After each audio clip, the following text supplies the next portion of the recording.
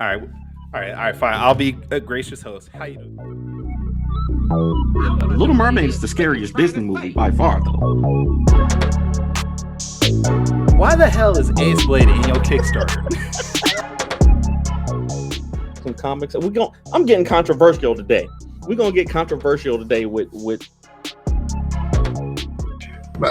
my proudest moment is this interview and being able to talk to you two.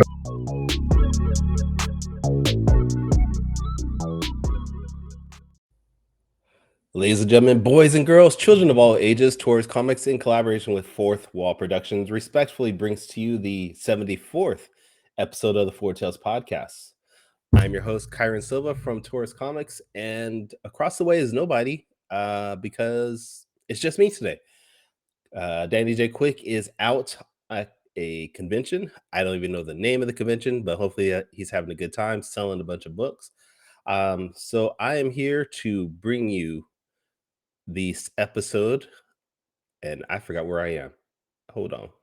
I'm here to bring you this episode to help you find your next favorite comic. Now, we are live on the Age of Geekdoms Network via Facebook, Twitter, Twitch, and YouTube. So if you're listening, watching us live, thank you for your support. But don't forget to like, subscribe, share, and review our podcast because all your positive reviews and interactions help us reach a bigger and better audience. Speaking of that, which I don't know how Danny did this, but the Ace Blade Kickstarter is not on. Why is that popping up? What is going on though right now is the Harlem and Black Rose double feature Kickstarter. It is available right now. We are fully funded. Harlem is drawn by myself, written by Danny Quick. And you should pick it up. We've reached $7,000 on the Kickstarter. We are going for 8,000 next. Right now at the 7,000 mark, we unlocked a feature where you can buy original artwork by myself for the Black Rose Kickstarter, which you can see right here. I drew all this. This was inked by Lori Fisher and colored by who is the colorist on this? I don't know. It's Danny and Veronica Smith did the color. Here's another page of my beautiful artwork. But you'll be able to buy the original artwork from the Black Rose Kickstarter. And then you can also get the Harlem Kickstarter book with this. So go back, go look up Harlem and Black Rose on Kickstarter today. Get the books. Because if we reach 8,000, which I think right now we're like 7,000, a little bit, 7,069. My understanding is once we reach 8,000, Morgan Iverson, who is the creator of Harlem, is going to get a tattoo, which I think that's great. I want to see Morgan get a tattoo. My understanding, he might get it live, so that would be fun. So again, go to the Kickstarter. We got 14 days to go. We've already killed it pretty much, but we want to do better. We want to get more books out, and we want Morgan to get a tattoo. But enough of that. We're not here for me. We're not here for Harlem. We're not here for Black Rose. We are here, though, for the man, the myth, the legend that is Fish Lee. We're going to talk about his book, KAAW! What is up, man? You did a good job on that, man. Thank you. Thank you, man. I appreciate it. Thank you for being on the show, dude. Absolutely, man. This is one of my favorite shows. I try to tune in every Saturday morning. Mhm. The problem is sometimes after like 5-Star Fridays and everything, when I wake up the next day, I forget that it's Saturday and I think it's Monday and I go right into working and then I get the notification that oh man, it was on and I missed it. But I try to get in every week. I mean, you do have a lot of shows going on. Like you mentioned, you have 5-Star Fridays. You have your own live stream, Mr. Fish's School of It's Drama. School of Fish. School of Fish. So I can understand where you're getting confused with everything. Oh man, I'm co-hosting on like Unlikely Hero Studios half the time. Like when That's Lori true. can't come in, I'm everybody's favorite co-host. I'm here when Danny's not, so when I'm just Lori's saying. doing sexy lingerie poses or something, photo shoots. I love Lori. That made me uncomfortable because that's like seeing your sister in her drawers, and I just like. Put some clothes. I know she's making money. I know she's out there making money. I respect her, but like the father in me is like, put some clothes on, girl. Yeah. So when can we expect a Mr. Fish lingerie shoot? Just asking. At Well, what at what I level do we just need it? launched the Kickstarter for KAAW. I also just launched my own Patreon, where like half of my School of Fish episodes are for patrons only, and you can sign up there and get the comic book shipped straight to you instead of having to wait for a Kickstarter and all that stuff. And after all of that gets set up, then we're going to the OnlyFans, and then it's me rubbing Crisco on my belly and all that stuff. But we Okay. gotta get Patreon lined up. Okay. All right. All right. It's a And very small fan base that wants that, but they are a dedicated fan base, and I appreciate you. I don't know if I signed up for that tier. I hope I didn't, honestly. I hope I did. I'm just saying. I mean, I love you, man. I love your work. Love your personality, but I don't want to see you lathered in Crisco. I just No, there's only a handful of people who do, but okay. All right. All right. Enough playing around. What are we here for, Fish? What are we talking about today? mostly the fact that Danny's not here. But Oh, after okay. that, All right. Well, I mean, yeah. Danny just bro, dude. I woke up this morning with a bunch of messages from Morgan and Danny, and Morgan's like, "Hey, what time am I supposed to be on the show?" And I'm like, "Wait, what? What's going on?" And then I come to find out that Danny's at a convention, and he told me he'd be able to do it, and just from the convention. I'm like, okay, whatever. And then I find out he's not here. So Danny, you suck, man. just just say you suck at this. love you, but you kind of suck a little bit. I was so looking forward to getting to hang out and talk with Danny too. Like I love Yeah. you. I get to talk to you all the time on like School of Fish and stuff, and you get to come in and stir up trouble in the comments, which I makes it never lots stir of up fun. trouble. No, I never stir up trouble. No, not my Kyron. No. Mm-mm. But yeah, we are also here to talk about the Mighty KAAW The Crowmagnon, rocking the awesome swag that I got yesterday. Okay. Um, it Because I'll is be my honest, I just realized that that's what that shirt was. I've been Oh staring at the yeah, man. shirt, and I was like, It's got all kinds of the comic book pages on it, but then it's got the big image of him flying in, and it goes over the wings and the whole 9 yard over the arms, and man, it came okay. out cool. So what is Ka? What's it about? What's the premise of the story? KAAW is a winged barbarian, the savage from beyond the stars. He is a Crowmagnon, CROW magnet. He comes from Zion, the avian homeworld, and in their galaxy, the avian empire controls most of the galaxy, and they're evolved from all kinds of different bird species. And there's like the raptor clan and the noble owl tribe, and like all kinds of other subclasses that are evolved from different types of birds. And the angelic council is the most technologically advanced group in this galaxy, and they're the ruling class on Zion, and they keep a firm control over everything, and they keep the Cro-Magnons as slaves. They think they're too dangerous and too savage to be left to their own devices, so they have their wings bound, and they are kept as slaves, and they have to do all the hard work, and from cleaning the reactors to scrubbing the floors. And if you're not smart enough to do that work, or you're too hard to handle or too savage, you get thrown into the arena to fight and die for the entertainment of the masses. And KAAW got thrown into the arena as a fledgling, and he has been there ever since, and became the mightiest, deadliest warrior in the galaxy doing it.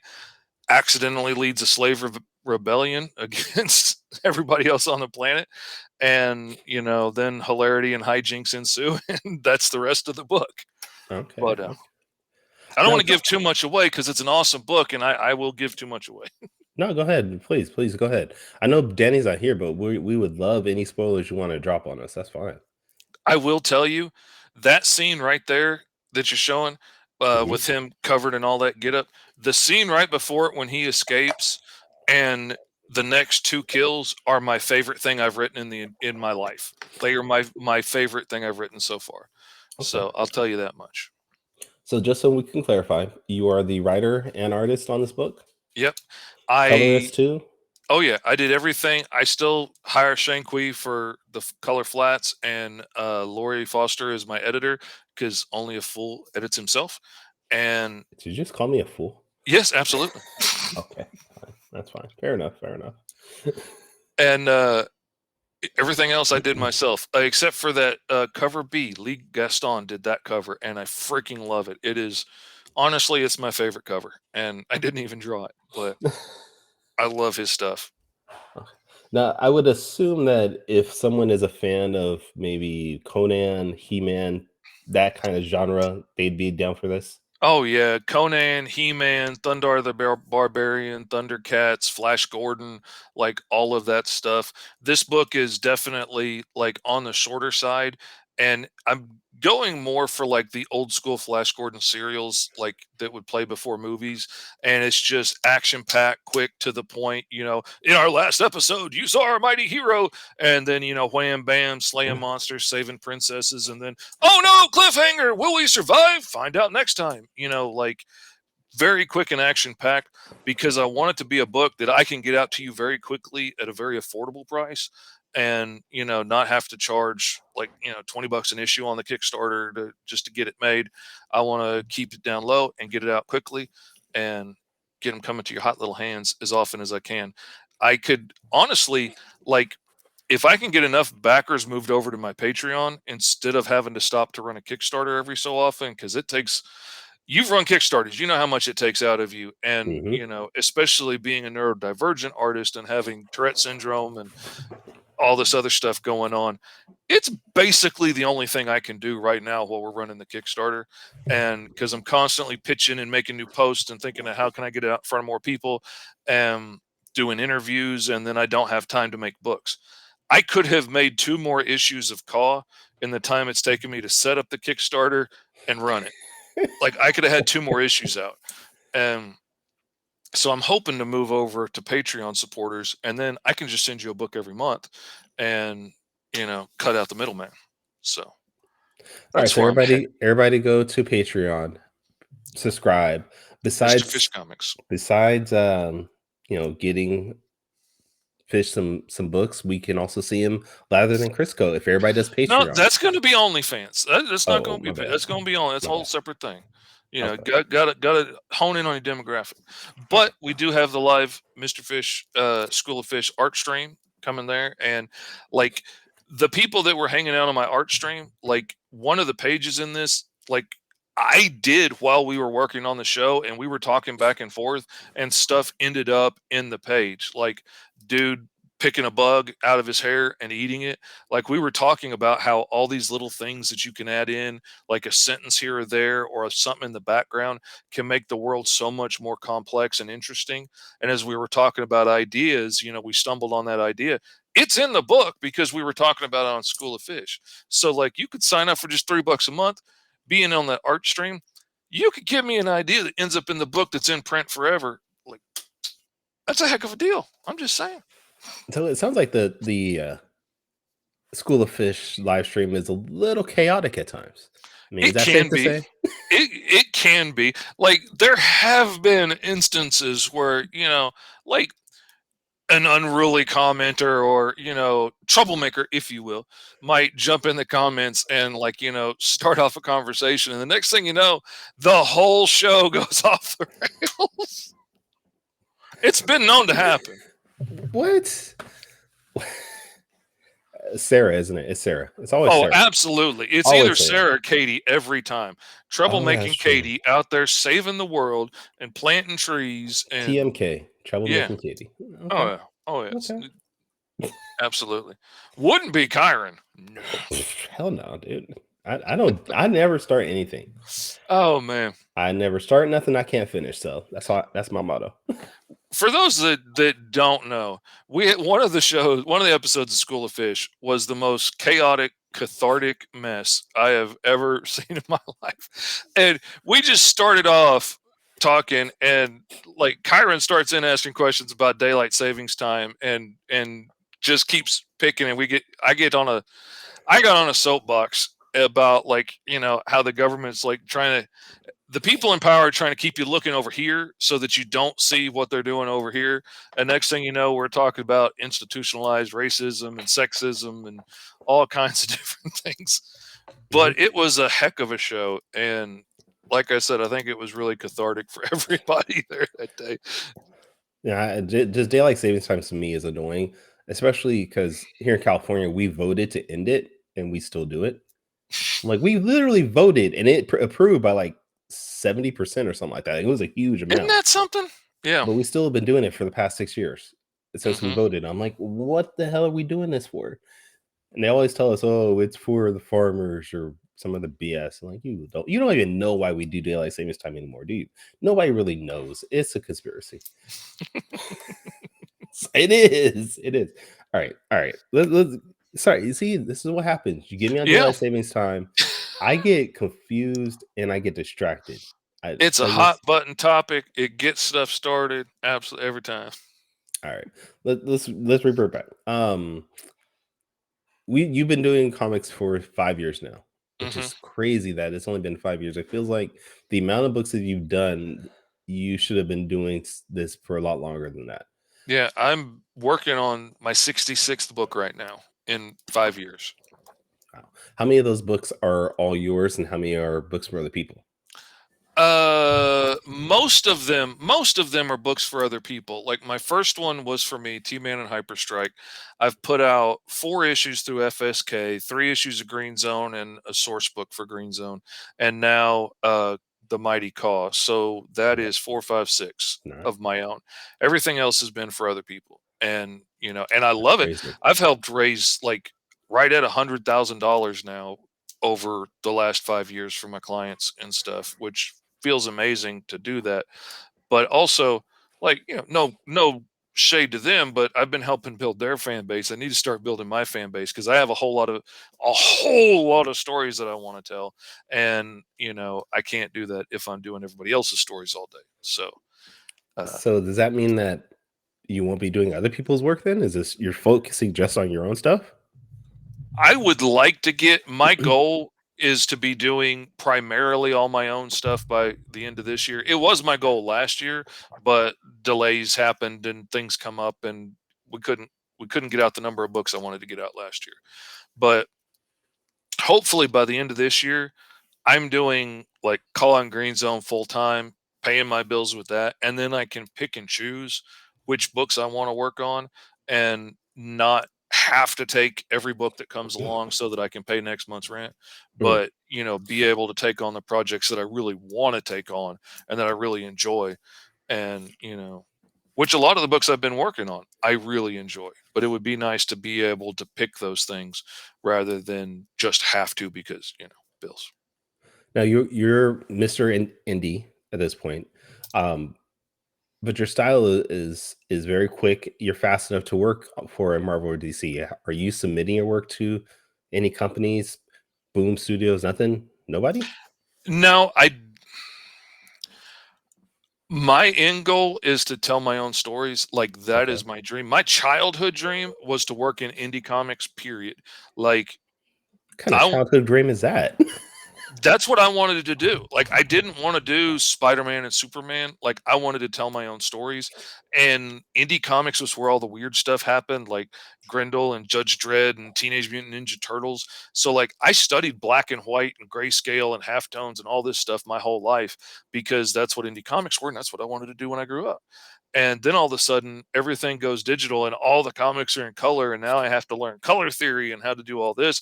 It still amazes me to this day, 66 books in, that anybody pays me to color a comic. I still feel like I'm just pretending and working my way through it, and eventually they're going to find out and they're going to take the money back.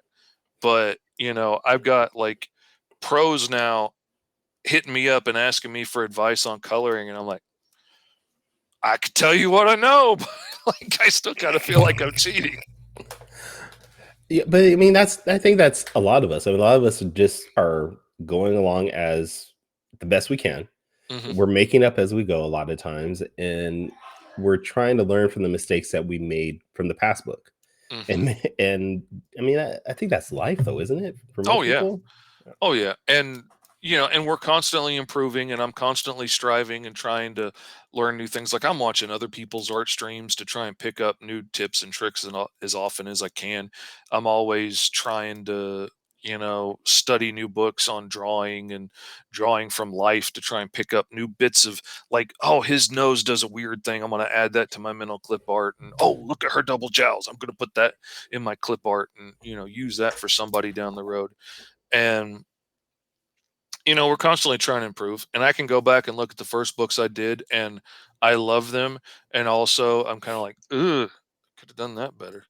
And like I'm not going to point out which one it is, but I have a cover on the wall behind me that I hate, and the variant cover for that book was so much better, and I leave that book on the wall so that it reminds me, and I have to look at it all the time, that I need to put more work into the covers, and I can't just burn through it quickly. Like, I can't treat it like any other page, and it's just, like, we need to get it out. Like, I need to take the time to give it a second look and give it a second pass and make sure that everything's right.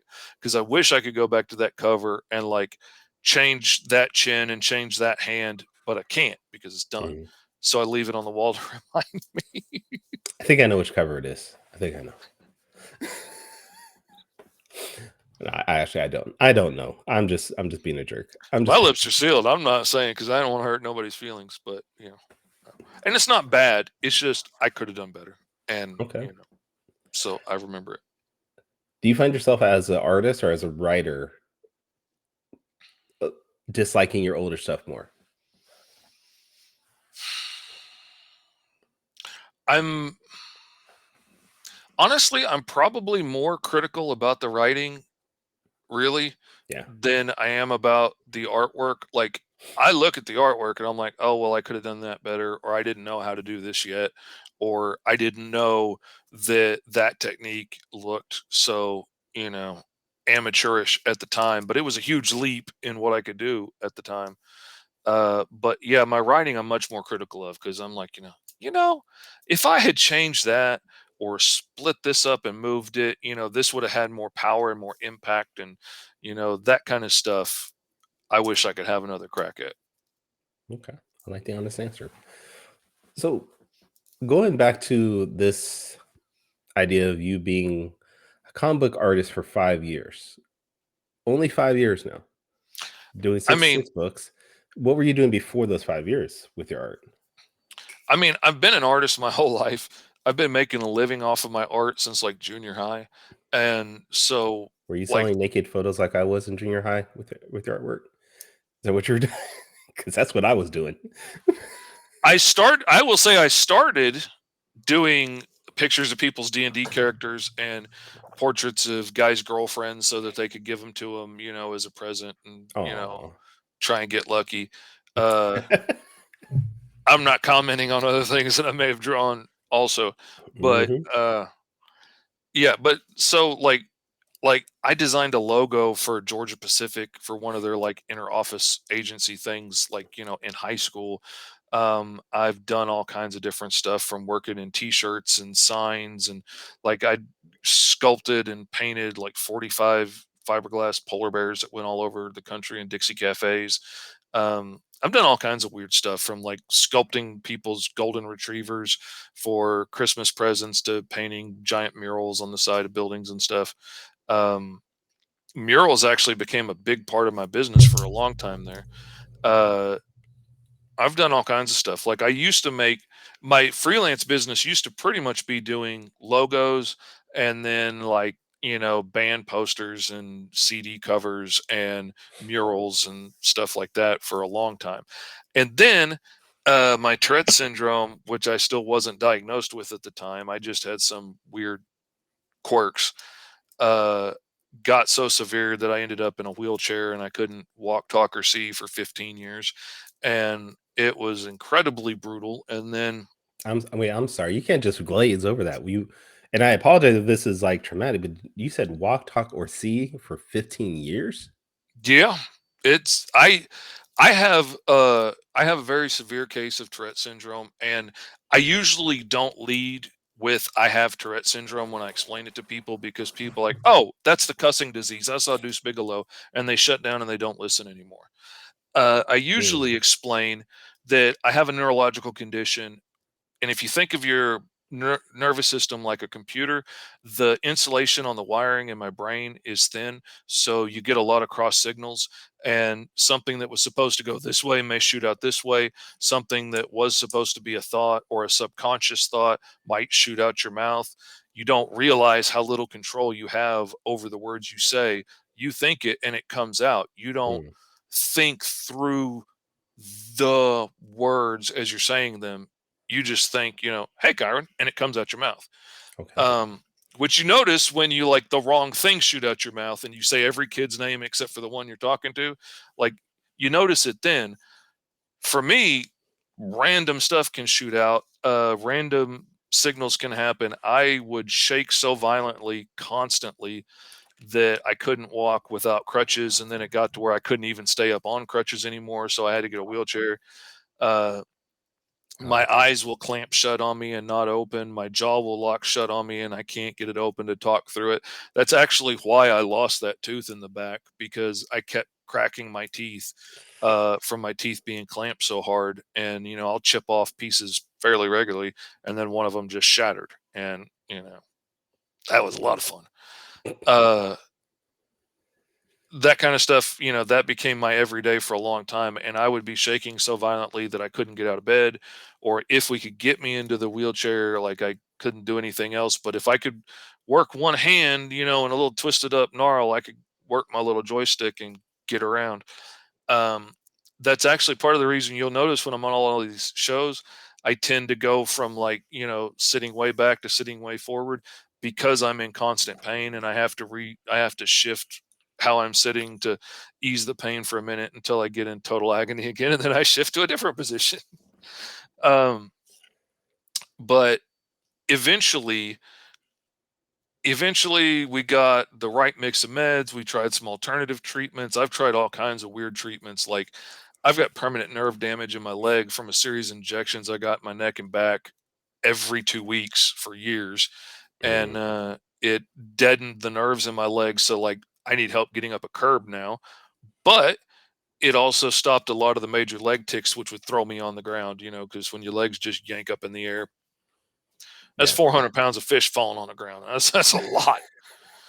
And so life was pretty brutal for a long time. That's actually how my T-Man and Hyperstrike comic book about the superhero with Tourette syndrome happened.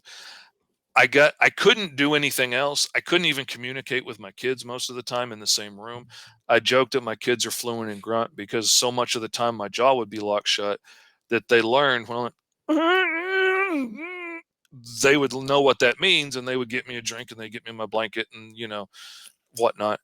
Uh, my kids grew up with me like that, which is I kind of hate, but it also has made them very generous, kind people with a heart of servitude. So I hate that they had to go through that, but I'm very grateful for the men it's made them into. Um, and so that was my life. Like, I was Mm. stuck like that. Maybe my ex-wife would feed me when she got home. Maybe she wouldn't if she was mad at me. Like, it was Oh, dang. brutal. Um, but if I could get one eye cracked open, and if I could get my thumb to working, I might not be able to communicate with anybody in the house, but I could get my phone up and I could communicate through that because I could reach all the buttons with one hand, with one thumb. So I started spending a lot of time on Facebook. I started spending a lot of time in Tourette's groups, and eventually I became like an online Tourette's advocate. And I would like counsel new parents when their kids got diagnosed and they're like, "Oh my God, my kid's life is over." And and they're like, "He blinks and he sniffs and he swears every once in a while. He's never going to be able to have a life." And I'm sitting here locked in a wheelchair with one thumb working on. Your kid's going to be fine. Your Yeah. kid's going to be awesome. They're going to be super smart. They're going to be super creative. They're going to be great at sports and music and all kinds of other things. And yeah, they Mhm. might tick a little bit, but I just like to think that's our bodies burning off all the extra awesomeness. And, you know, it's going to be okay. They might have to figure out a couple different ways to do some things, but they're going to be okay. And so I spent years doing that, and I met so many adults that like won't leave the house because of the way they were tortured as kids, that like they Yeah, won't go fear. grocery shopping because they're afraid everybody's going to line up and point at them and start chanting, that they're a freak. And So That's I don't know how to fix that in an adult, but I Yeah. thought if I could do something that would help some of those kids to realize and focus on the things that make us awesome and not focus on the things that stand out, and, you know that you're cool and stand up for yourself before the world beats you down. And so I made T-Man and Hyperstrike. And that was freaking awesome. The results I got from around the world made me cry. And by this time, the treatments are helping a little bit more. I have learned better how to work with it and like move with the ocean and not try and fight against the waves. And so like I surf the waves of the Tourette's, and when I tick, I let it come out and I don't fight it, because if I fight it, then it builds up, and next thing you know, I'm thrashing on the ground and I can't move and I can't see. Um, so I've gotten more comfortable with letting myself yell stuff out if I'm in a restaurant or whatever, because I've got to let it out or else I'm not going to be able to make it to the car. Yeah. And then when my ex left and she took all of the stress and anxiety and abuse and stuff with her, suddenly life got a whole lot easier. And I Yeah. learned if I could sleep through the night without somebody torturing me, my ticks are better. If I get to eat every day and stay nourished, my ticks Say are better. what?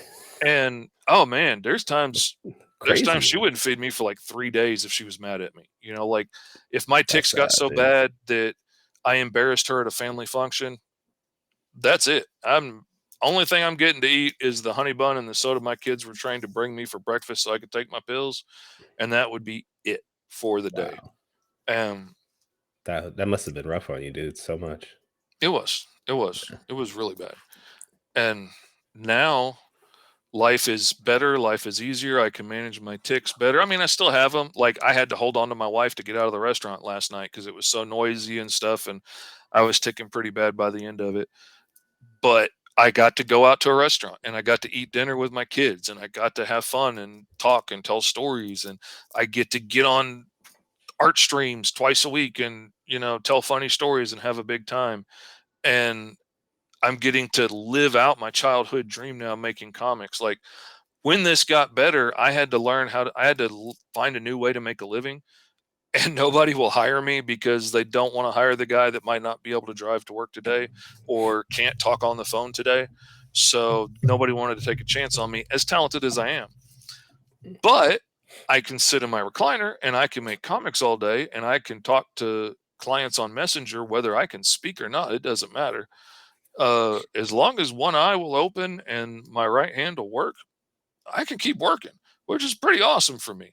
Yeah. And so I can just keep knocking out pages all day and making everybody happy. And that's awesome. I'm just noticing this with T-Man, 'cause I read T-Man, I read Green Zone. I haven't read KAAW, of course, but I'm noticing a lot of your stories have this underlying idea of outsiderism, not being normal, the quote unquote normal, and Yeah. having to work through that society of acceptance. That's actually, I mean, that's pretty cool. That you have this. You're about to make me cry on camera that you noticed that, because like you're the first person that's ever brought that up, that they've actually noticed that. And that, like I said, I'm getting emotional over here, Kyra. You really touched me here. I'm the Uh, probably not the first person to notice. I'm just first person to bring it up to you. I'm pretty sure. Absolutely. But yeah, I mean, everybody in Green Zone is me in some way. Like Virgil is absolutely what it feels like to be treated as a big scary monster when you're not, but Mhm. that's what everybody sees on the outside. Got me emotional. I will cry on you. Don't think I won't. I'll keep going. I ain't hung up about it. You may not know also that I am a licensed and ordained preacher, and I bawl every time I preach. So I ain't hung up about it. Okay. But yeah, I mean, he's what it feels like to be big and scary when you're not. Bellamy is absolutely what it feels like to be afraid of hurting everybody around you, because like if I step on somebody's toe, I'm breaking it. Like I've lived my whole life being afraid of hurting everybody around me because I was always twice their size. Um, Danny Kim is absolutely the masking side of me, and my autism and the facade that I keep up that's all like, hey, how you doing? Good to see you. Hey, there he is. Good to see you. Oh, there's Kyron. There's my man. You know, it's that part that the mask that I put on to ease interaction with all the normal people around me.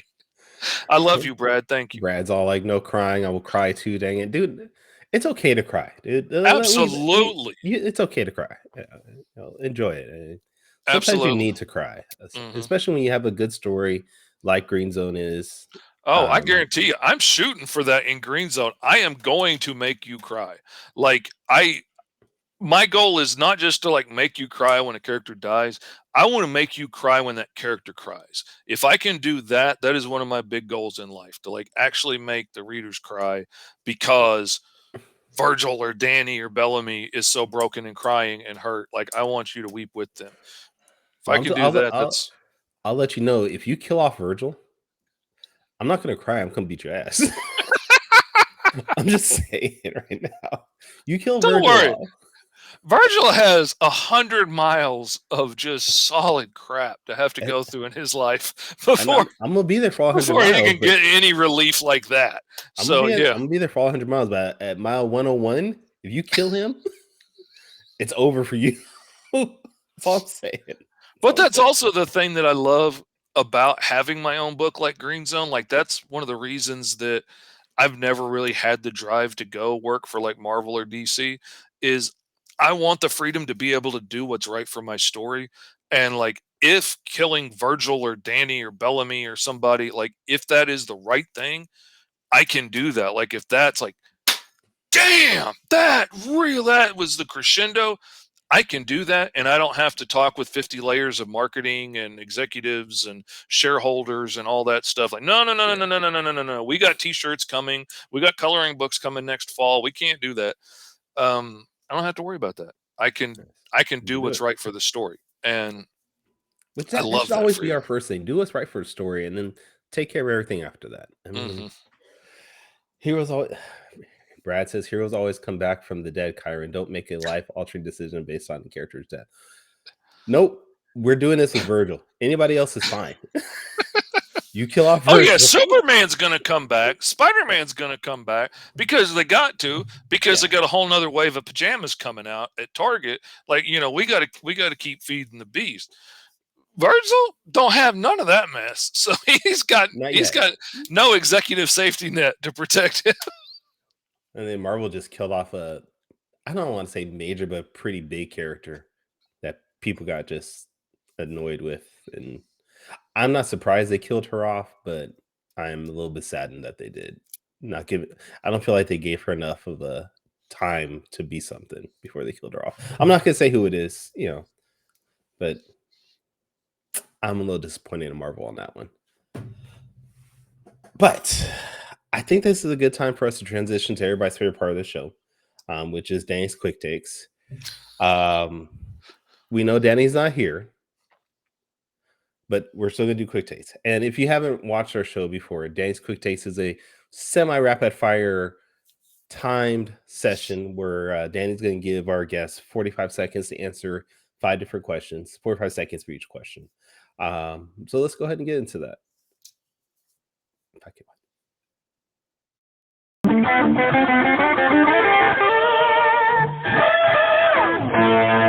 Quick takes. And yeah, I should always also mention that the quick takes music was produced and created by a friend of the show, Dan Bethel, from Long John webcomic, soon to come out on FX as a cartoon series. Oh, so, cool. Thank you always to Dan Bethel for doing that. But as everybody sees, Danny's not here. But if you've watched our show enough, you know that when Danny's not here and he still wants to do quick takes, he has another way of getting those out. So let's see how he's doing that. Call! Mr. Fishley, what's happening? Now, you know I wasn't going to let this episode of Foretells Podcast go by and not pop in for some quick takes. Come on now, you know me better than that. So, question number 1. If you had to sacrifice all of your other IP so that one could be successful, which ones would you give up and which one would you keep and why? And apparently Danny forgot to adjust his screen to horizontal. But That's not what he always looks like. All right, go ahead. Absolutely 100%. I would sacrifice KAAW, Green Zone, and everything else I have in the works right now for my Traveler story that I have been working on for 20 years. It is my baby. It is my passion project. I have literally been working on this for 20 years. Like 22 years ago, I tried self-publishing it and it failed. And I'm glad, because I was a child and I filled it full of nastiness and vulgarity and bad words and nudity and trying to show how grown up I was. And then I grew up and realized grown-ups don't really do that. But I'm glad that's not out there with my name on it. But that story of this time-traveling, also barbarian, that can go through time and space and different dimensions is the story that I want to tell more than anything. Okay. All right. Question 2. Hopefully I did this right. Stop playing. Oh. What the hell? Question number 2. All right, Fish. I know that I've seen you on all sorts of other shows promoting your comics and drawing live on your tablets and live and everything. But I want to know, what's better, in-person events or online events? Oh, that is tough. I love in-person events because I love interacting with people. I love the carnival barker aspect of being at a show and like, hey, you look like you need a caricature drawn, and that kind of stuff. Like, hey, you like comic book? Come over here and check out mine. I enjoy that part of it. I like all the different interactions. I like having to think on my feet. But I also love these kind of things because it's a controlled environment. I can be in a much more comfortable chair. I can be working in my pajama pants. Like, I can do all the things that I need to for my self-care, for my nervous system, and be able to do more for longer than I can at an in-person event. Like, you can see I'm in pain at an in-person event, and that's kind of hard to hide. So I love them both, but this wins. Okay. All right. I just like online events because I don't have to wear pants, which I don't think I wore a pair of pants for any of the episodes so far of the Four Tales podcast. So, oh man, my pajama pants are my official work uniform. Like, I have a whole selection of superhero pants to wear for while I'm working.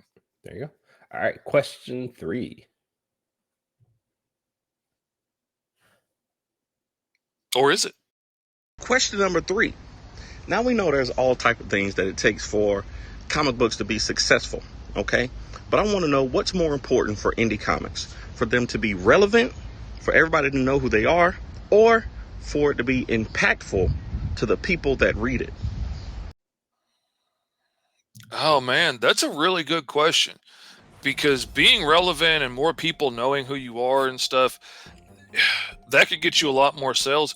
But being impactful, like really making an impact on your small audience, is what's going to keep them coming back for every issue. So that's what I'm shooting for. I would love it if everybody in the world got a hold of KAAW and fell in love with it. But if the people that do love it keep coming back, that's what's going to build my business. And that's what I'm hoping for. All right. All right. Mattersource Studio says hellos. What's going on, Mattersource? What is that? Red, put some drawers on, for crying out loud. I have drawers on. That's I got pajama pants on. They just, they're comfy pants. They ain't jeans. All right. Let's do this one. Question number 4. All right. We all know that we love the freedom that comes with making our own comic books. There's a lot of things to love about being indie, but I also like to feed my family. So my question to you is, which one do you prefer? The indie freedom or corporate consistency? I feel like we've answered this question a bit during our show already, but go ahead. For me, it would be the indie consistency. I could pay my bills full time and feed my kids full time just drawing other people's books. And I'm still working indie. I'm still working on awesome stuff like the Sentinels and Power Company and Steel Wolf and 5 Star. Like, I can do that all day and pay my bills. And with the way I set up my payments, like, if I kept doing that, usually by December, I've got almost the whole next year's work lined up, ready to go, paid for, just waiting for me to do it, which is awesome. But I really prefer the freedom of being able to do my own stuff. So I'm trying to move over to doing more of it, but it's still indie. Corporate's tough. I know a lot of people that have been waiting 90 days to get paid for stuff from Marvel and DC. Okay. All right. Oh, shoot. We got one more question here.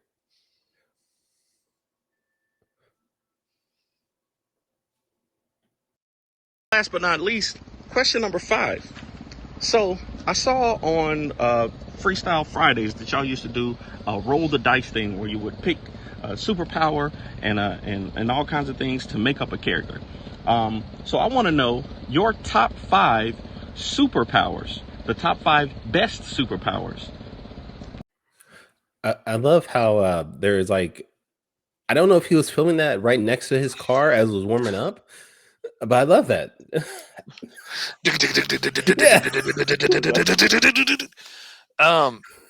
Man.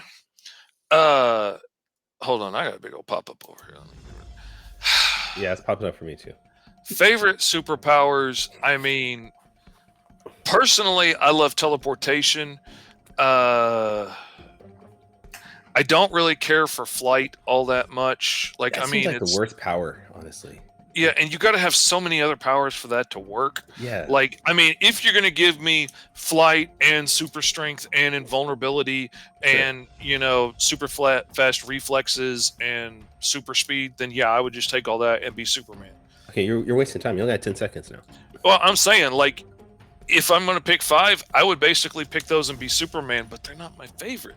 But they'd be effective in all kinds of situations. All right, so you just want to be Superman. Well, I mean, that's the easy way to go. Yeah. I like a character that has weirder powers and has to figure it out, which is part of the thing I like about rolling up random characters. Because when you just get random crap, like one time I rolled up multiple limbs, sound manipulation, and something else, and I ended up with this 4-armed character, Racket, who's like an enforcer for her cousin's gang in Green Zone, and she's deaf and uses her hands to like feel sound waves and stuff, and she can manipulate sound like a sound bender from Avatar might would. And it's been so much fun to use her and think of interesting ways for her to use her powers. And like in one point in Green Zone issue 2, like she pinpoints where a dude is that's hiding in a pocket dimension because she can hear his girlfriend talking, and you know, and then communicates to other people like where they are so that they can, you know, get. Oh, I love her, and she's so random, but she's so cool, and I wouldn't have gotten that if it hadn't have been for the random roll. So I love weird powers. All right. Well, that was Danny's Quick Takes. This time brought to you by Crystal Geyser Water. You can get the 16.9 full ounces at your local store. I don't know. I don't do Milk this normally. from straight crystals. Hey, Crystal Geyser, if you want to sponsor us, you can reach us, you know, at fourtailspodcast@gmail.com. Reach out to us, please. This has been fun, dude. It absolutely have. I'm sorry it was just me. I know I'm not the best host. Oh by man, myself, I so love hanging out with Kyron. Kyron's the best. I appreciate it. And you're also a lot of fun to pick on too sometimes. I've gotten a lot. You know, we all like to pick on our elders, and you know, you got us all beat there. This old joke is never going to end, is it? No, Never. it is never going to end. It is so much fun. Anyways, this is our time to highlight you more. So we want everybody to go to your social media, your websites. Where can people check out your work? Everything is Mr. Fish Comics. I'm on Facebook, Instagram. I'm on Twitter, but I can't get no traction there to save my life. I'm on TikTok, MrFishComics.com. Mr. Fish Comics everywhere. Patreon is Mr. Fish Comics. If you want to sign up to get the art stream for $3 or for just 15, you can get books mailed out to you every month. So that's a win-win. And you can go to gomrfish.com and they'll take you right to the Kickstarter right now and back KAAW. And that is That's what I'm doing all day, every day until June 2nd when it ends on And 5 Star Fridays. And it's a you short campaign, so you need to get out and back it now if you're going to. and you're already backed. I mean, you're already funded. So are we Yeah. looking at any type of stretch goals or anything like that? Or Oh yeah, I gotta figure it out and make a post about it, but I want to put a KAAW source book together and show a lot of the characters that are going to be coming down the road, and show more about his home world, and show like the very first drawing that I did of KAAW when I woke up out of a nap with this idea in my head burning a hole in it, and that was like that's when 40 was something that the days same day ago. you asked me if this was racist to do it? Yeah, that was the very same day that I did. Okay. Absolutely. All right. All right. All right. And if this is if you want to check out my books, you can go to tauruscomics.com, buy all my books there, Saw the Lightning Wielder, Shaman's Destiny, Ruby from Planet Oz, and Starcore. And maybe if you want to check me out on social media, you can find me on Twitter, Twitch, YouTube, Facebook, Instagram, Taurus Comics. But if this is your first time checking out the Four Tales podcast, you can go back to our website, which is fourtalespodcast.com, the number 4, TALES podcast.com. You can listen to all our previous episodes, check them out, buy some merchandise, support us financially, because we don't get paid doing this, but we would like to somehow. That would be nice. But join us next week, where apparently Danny will be back. Who knows? With Danny, you never know. But we're going to have artist Lednito on the line. If you are part of the Agents of Geekdom Network, check out Unlikely Hero Studios, which you'll sometimes catch fish on, every Monday at 5 p.m. Pacific, 8 p.m. Eastern. But until next time, sayonara, goodbye, and please take care of yourself.